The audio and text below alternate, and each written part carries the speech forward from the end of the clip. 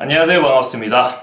저금리닷컴TV 임동원입니다. 오늘 이 시간에는 1가구 2주택자 대출 규제에 대해서 총정리를 해보고 대출 규제를 피해 자금을 활용할 수 있는 방법에 대해서 알려드리는 시간을 가져보고자 합니다. 이 영상은 2022년 4월 20일 기준으로 설명을 드리는 것이기 때문에 새 정부 출범 이후 대출 규제의 내용이 달라지는 경우에는 새롭게 동영상을 제작하여 우측 상단에 링크를 남겨놓도록 하겠습니다. 우선 기존 문재인 정부 부동산 정책의 큰 방향을 몇 가지로 정리해보자면, 첫 번째는 한 가정에 집은 하나만 보유하고 그곳에서 반드시 거주를 해라. 두 번째는 주택을 가지고 투기 수단으로 활용하지 마라. 세 번째는 주택에 실제로 거주하려는 자에게 우선 공급해라. 큰 줄기는 이 정도인데요. 그렇기 때문에 1가구 2주택자에 해당한다면 각종 대출 규제의 영향으로 나올 수 있는 일반적인 주택담보대출은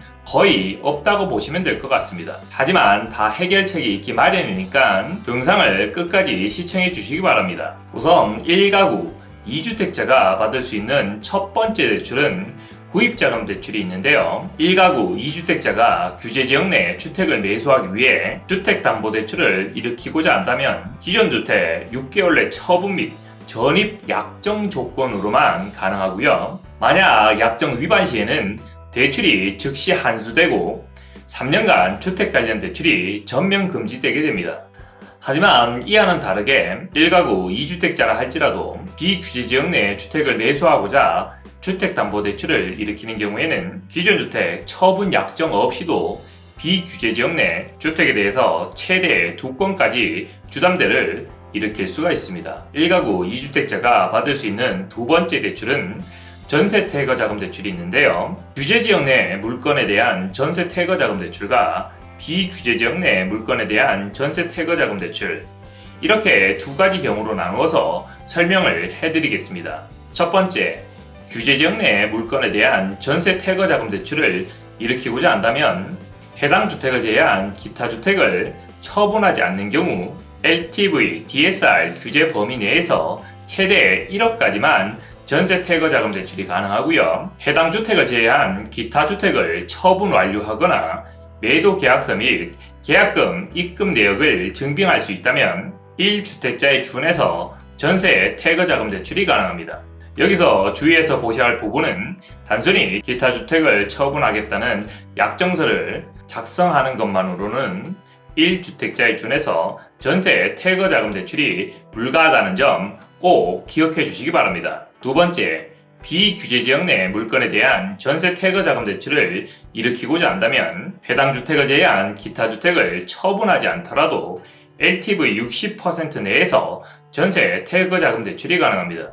1가구 2주택자가 받을 수 있는 세 번째 대출 상품은 생활안정자금 대출이 있는데요. 물건당 1년에 1억까지 대출이 가능하지만 LTV, DSR 규제 적용 범위 내에서만 가능하기 때문에 해당 주택에 전세입자가 있거나 이미 등기상 금융사의 근저당 설정이 잡혀있는 경우라면 실질적으로 나올 수 있는 한도는 거의 없다고 보시는 게 맞을 것 같습니다. 마지막으로 1가구 2주택자가 대출 규제의 영향 없이 가능한 대출에 대해서 간략히 설명을 드리고 마치도록 하겠습니다. 대출 규제의 영향 없이 받을 수 있는 대출에는 첫 번째, P2P 담보대출, 두 번째, 이금융권의 후순위 담보대출, 세 번째, 대부업 담보대출, 이렇게 크게 세 가지가 있는데요. P2P 담보대출은 온라인 플랫폼을 기반으로 한 개인 간 대출로서 최대 한도는 주택 시세의 80에서 85%까지이고요.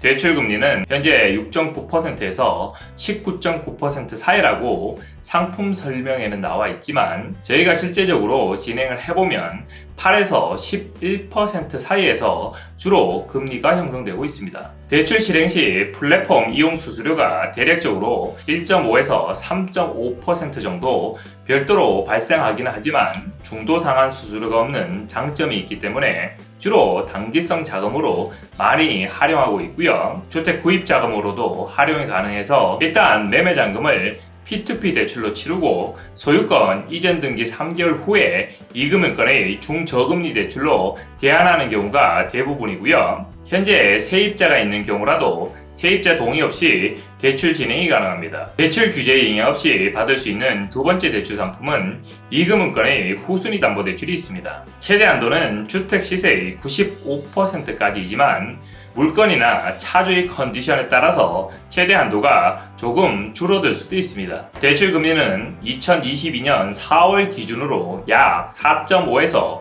9.9% 사이로 형성이 되고 있고요. 다주택자가 전세 퇴거 자금 대출로도 활용이 가능합니다. 이금융권의 후순위 담보대출은 소유권 이전 등기 3개월 후부터 가능한 대출이기 때문에 무주택자의 경우에는 구입자금으로 활용할 수가 없어요. 하지만 다주택자의 경우에는 따로 문의를 주시면 될 것 같고요. 후순위 담보대출을 일으키려는 주택에 세입자가 살고 있는 경우에는 세입자 동의가 필수입니다. 대출 규제에 영향 없이 받을 수 있는 세 번째 대출 상품은 대부업 담보대출이 있습니다. 대출 한도와 금리는 P2P 담보대출과 거의 비슷하고요. 다만 연체자나 신용불량자, 회생자, 회복자, 파산자의 경우에도 진행이 가능하다는 특징이 있습니다. 또한 가압류나 압류, 세금 체납, 환매 등기 등이 있는 경우에도 해제하면서 동시에 대출 진행이 가능합니다. 대부업 담보대출은 주택 구입 자금으로도 활용이 가능하고요. 해당 주택에 세입자가 있는 경우 세입자 동의를 받지 않더라도 진행이 가능하긴 하지만 세입자의 동의가 없는 경우에는 금리가 약 1에서 1.5% 정도 가산이 되게 됩니다. 오늘 이 시간에는 1가구 2주택자가 받을 수 있는 대출의 종류와 규제의 내용, 대출 규제에 영향 없이 받을 수 있는 대출에 대해서 살펴보았는데요. 만약 오늘 영상에서 이해가 잘 안 되는 부분이 있거나 더 궁금한 점이 있으시다면 업무 시간 중에는 유선전화 1670-8831로 연락을 주시고요. 업무 시간 이후에는 카카오톡 아이디 머니7000을 추가 후 문의 남겨주시면 최대한 빠른 답변 드리도록 하겠습니다. 지금까지 저금리닷컴TV 임동원이었습니다. 감사합니다.